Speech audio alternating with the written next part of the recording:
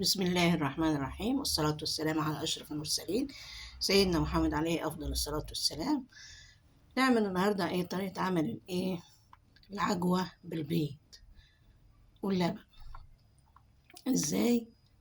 ده على طريقة أمي كانت تعمل لنا كده، بس طبعا كنا أفراد، عجوة كتير، ده فرد واحد. ناخد العجوة طبعا نفصصها وكده، وده بصراحة أنا عاملاه بلح. ده كان بلح عندي وعملته، فصصته وعملته شوية كده بالسمنة. طبعا هتحط سمنة أو المادة الدهنية بتاعتك. خلاص، بعد كده تحط فيها العجوة، تاخد البيضة دهيت وتعمليها تربيها وتحطي عليها اللبن. تيجي يلا بينا نطبق الكلام ده. هوت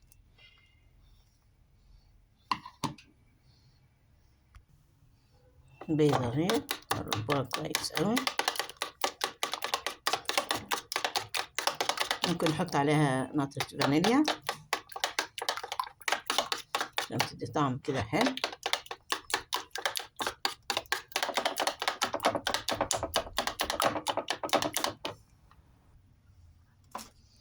نحط عليها نطرة كده فانيليا. حطي تمام.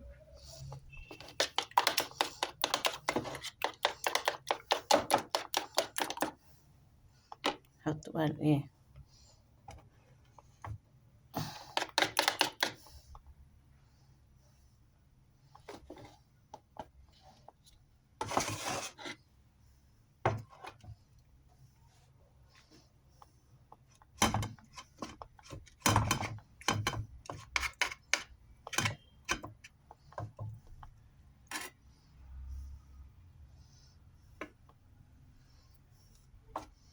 نصبينها كده.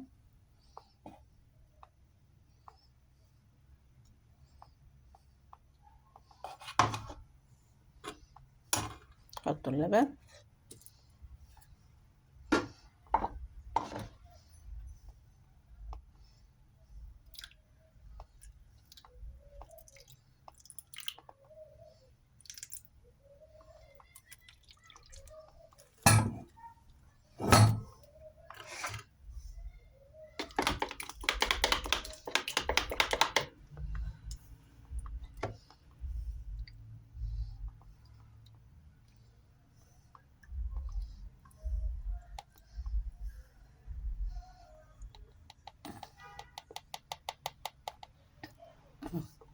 بعد كده بقى ناخدوها ونحطها في الفرن.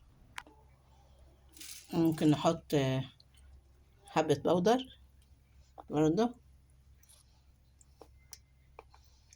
عشان تنفخ كده وتدي منظر كده. بس لما حطينا البودر، ممكن تحط البودر مع اللبن والبيض،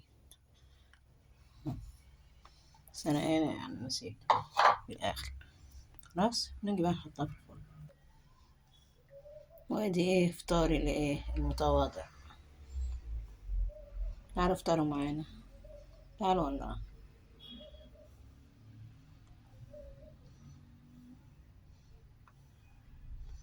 شايفين منظر جمال وجمال. لكم منا جزيل الشكر والاحترام والف شكر على أي حاجة منكم حلو.